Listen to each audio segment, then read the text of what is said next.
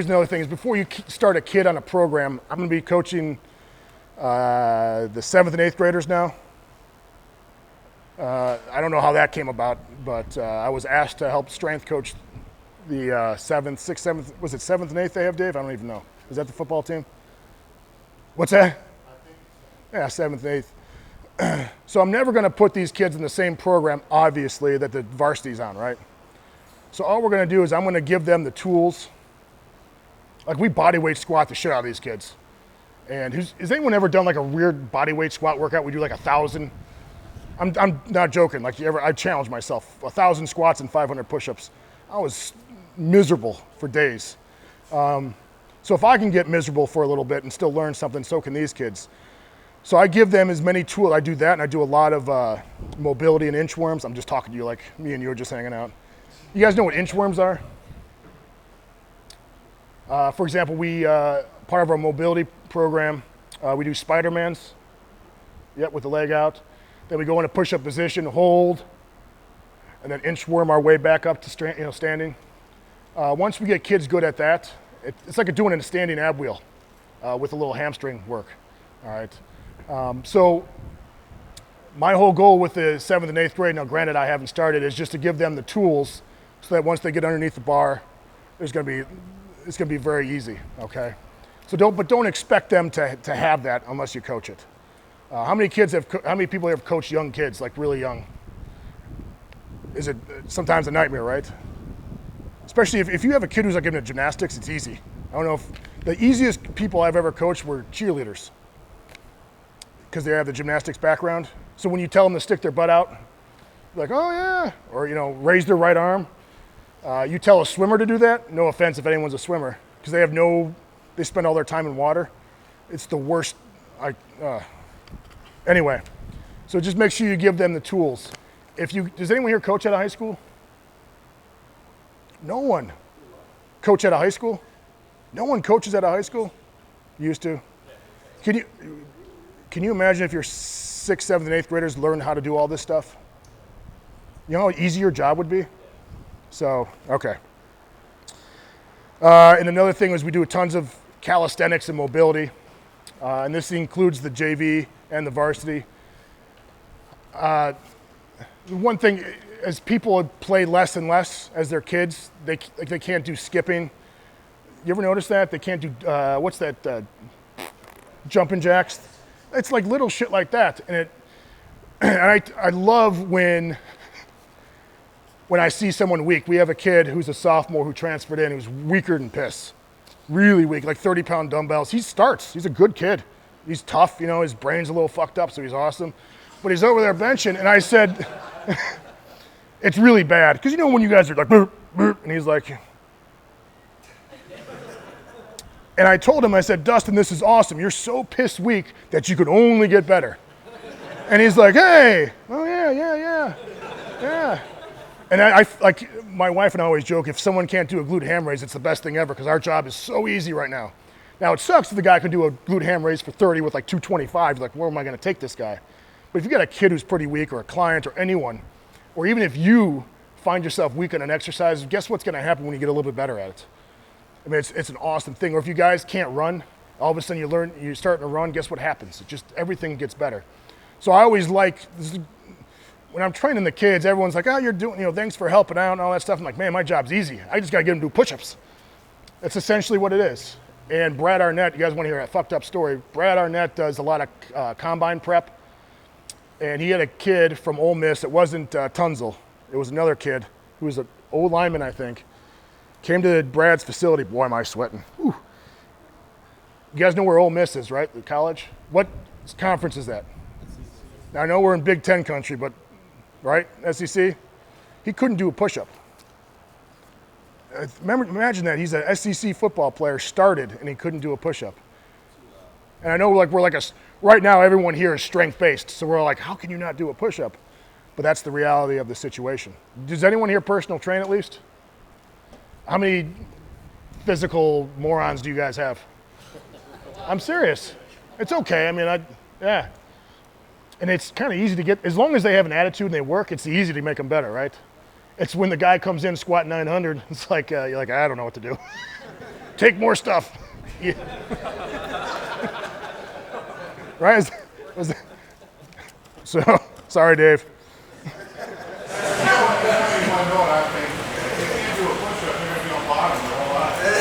Yeah.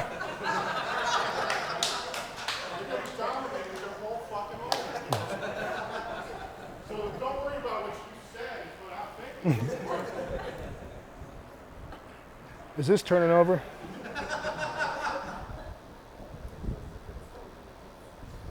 I don't know what's going on here.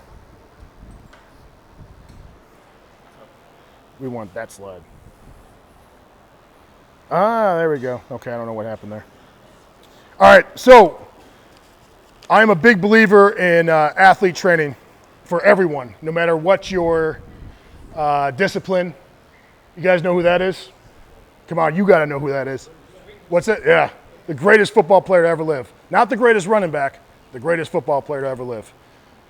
He lived in Arlington Heights. I'm sure you kind of heard that. That's right next to where I live. This is Walter Payton, by the way. And he ran hills. So everyone kids in Chicago ran hills. That's how it came about.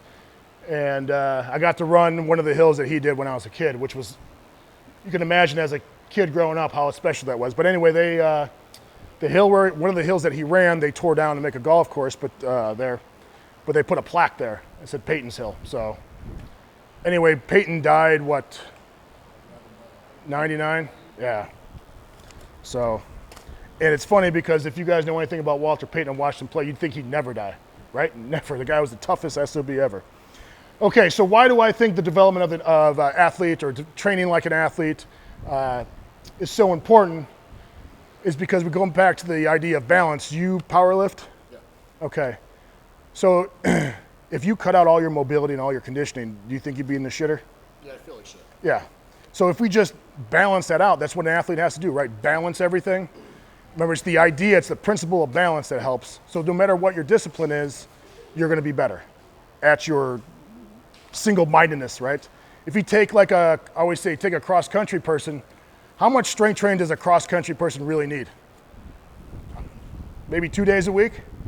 Do you know what kind of progress you make a slow person a little bit stronger at the last half miles, what's going to happen to their times?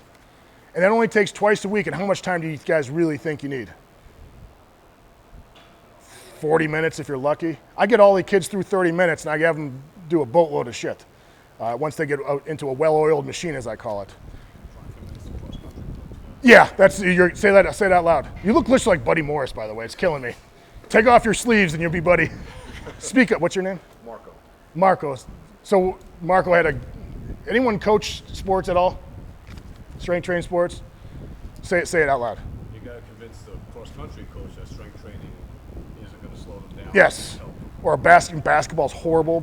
Here's the thing about baseball. Do you guys remember when Sosa and McGuire were hitting them out? Okay. And what did that do for baseball at the time? Do you guys remember how bad baseball was? Yeah, right after a strike, it was in the shitter, right? Their fan attendance was at an all-time low, and then McGuire and Sosa started hitting bombs. I even watched baseball, and I appreciate baseball, but I just don't like to watch it. But anyway, and so then we had all the steroid era, as they call it. And so what did we just prove with baseball and strength training? If you're stronger, what's going to happen? Now, it doesn't mean you have to squat 900, but if you get a little bit better, right? So do you think any changes have really come about in baseball strength training? They're still doing the rotator cuffs, right? And it's just very funny to me that we've showed you all the evidence. Like your guys will hit 90 home runs by All-Star break, but instead they don't do it. But you talk about balance again. Let's take what do they play, 162 games? Let's say we strength train twice a week with those guys. We squat, bench, trap bar, press, do some rows, in and out, 40 minutes. What do you think their durability will go through that season? If we do mobility every day, 10 minutes, So again, this is the idea of balance no matter your given discipline. MMA is even worse. Has anyone seen how MMA guys train? Everything's like a circuit, right? Everything. God forbid they get a little bit stronger. There's some really kooky shit I've seen. I won't say anything because I'll probably insult someone here.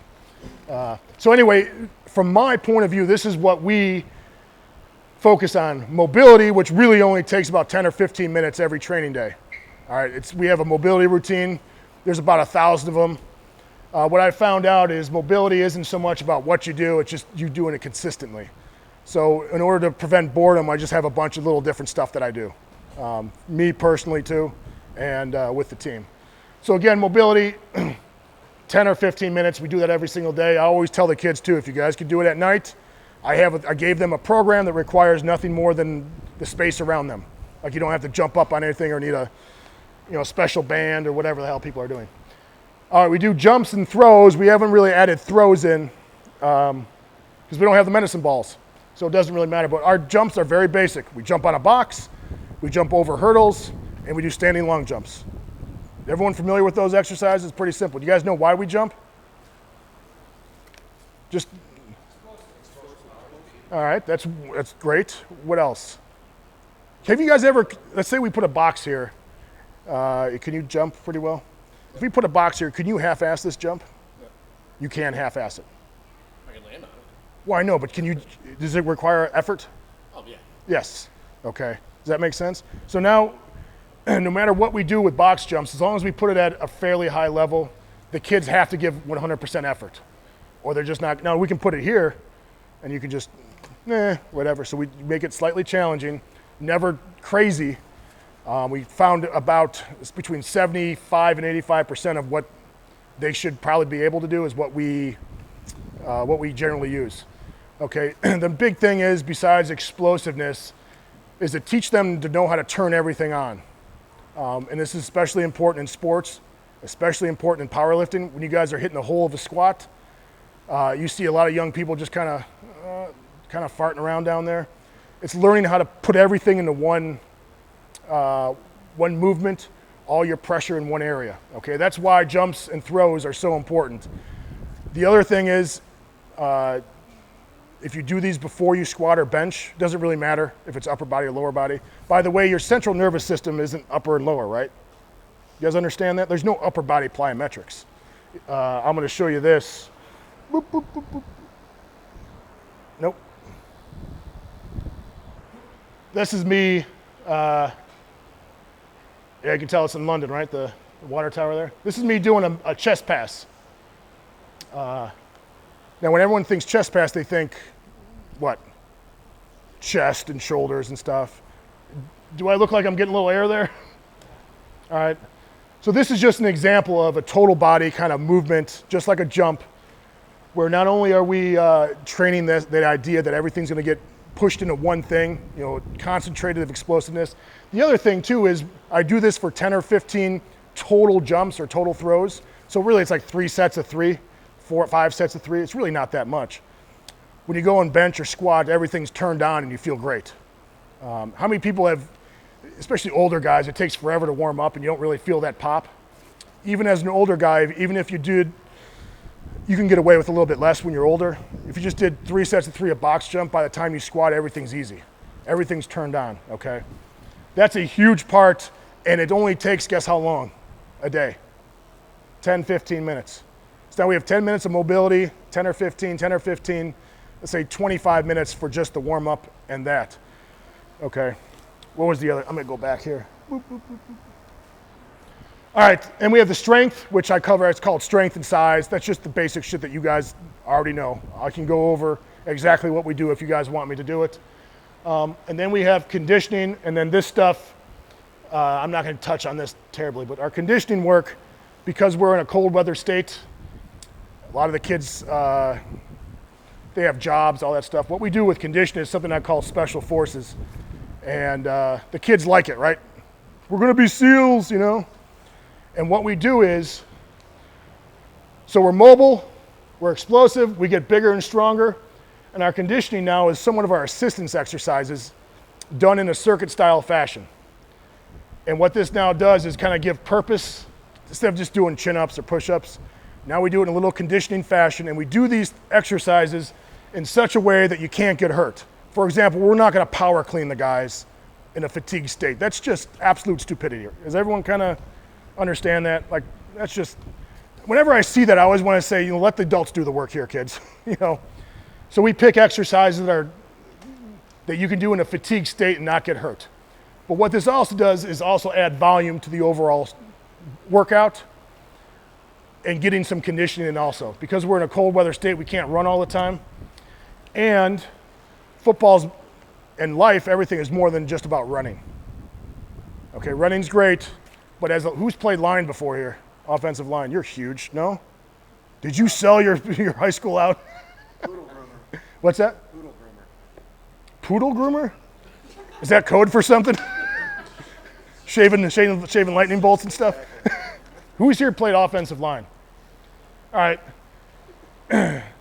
If I put you in a circuit of dumbbell squats, push-ups, sandbag, clean and jerk, and maybe jump and rope, is that more football than you running 100 meters?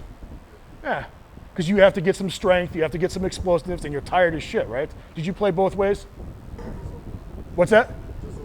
Just O-line, okay. Imagine all of our guys play both ways, all of them. So you can imagine playing O-line and D-line for 48, an hour basically. It's tiring, and that's kind of what we want to develop. The other awesome thing about this, it's an easy way to get kids to learn how to work hard without killing them. Okay, I can easily control the volume of this. If it's bodyweight work, they're really not going to get too injured or too sore. So the next day of training, they're not going to be dead. Okay, it builds camaraderie amongst the team, which is super important, right? Have you guys ever played a team sport? I always like to say the team that drinks together sticks together. Anyone here be in the military? We're in the military. When you suffer with people, that brings you closer, right? Absolutely. So in basic training, everything sucks. You miss everyone, and those guys, the guys you would never even talk to, right? Outside of that, now you're your best friends, right? Absolutely. And that's kind of why we do that too, is to foster some, make them a little bit miserable, let them count on each other, stuff like that. So, but we will go over that too. I'm kind of just going everywhere now. Does everyone have any questions about this? We talk about being simple, but no simpler.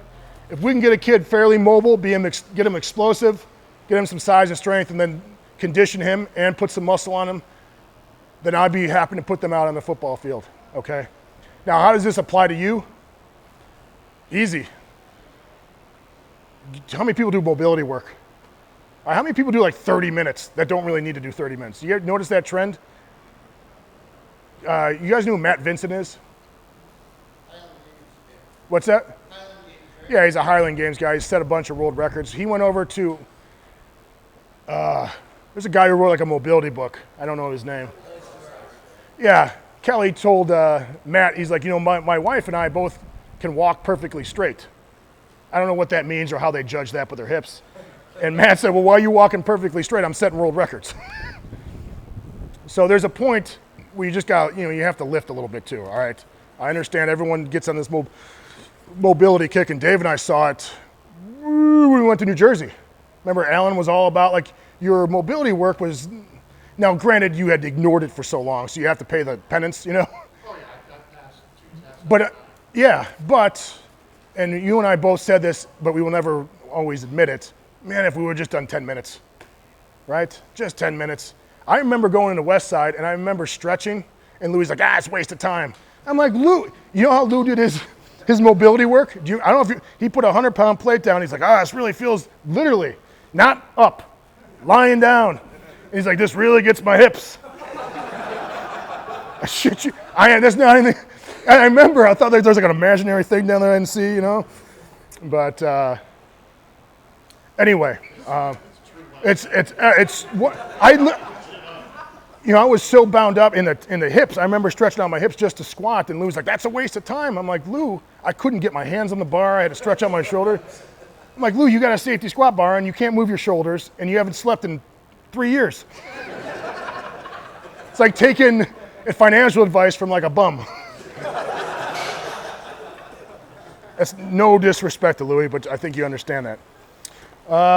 Okay, does anyone have questions? With the speed, agility, and skill, a lot of that has to do with the other coaches and how we set stuff up. The one thing, does anyone ever play college football or high school football where you guys did stations in the wintertime? It's fucking miserable, right? And they would have all these stations, and I don't know if this is how you did it, but we had garbage cans at each station because everyone threw up all the time. And the whole goal was just to make you miserable. But we do agility drills, but you had to do them so fast you weren't actually doing good, you know what I'm saying? Like, to me, that was pointless. So our winter conditioning at Arizona and Kentucky was just like a bunch of stations set up, and you just beat the kids into the ground, which I kind of get, but there was no purpose to it. And I hate wasting any of my days or time with something that has no purpose. Like when I'm coaching, if I'm not involved with something, I just leave. I'm gonna go home and do something I want to do. It's something I had after I got hit by a car was I just don't waste my time. If I don't want to do something, I just refuse to do it or I just leave. It sounds kind of selfish in a way, but I'm not gonna waste my time. So I'm not gonna waste these kids' time or my time either. So sometimes there was a point to just pounding someone down with a hammer. But at the same time, when we do our conditioning drills, I want them to be perfect. I'd rather have 5 perfect reps than 10 sloppy ones, et cetera, et cetera. It's not like breaking news, but I see it all the time. God, you just watch YouTube. Everything's just horrible. Horrible. I just don't get it. Anyway.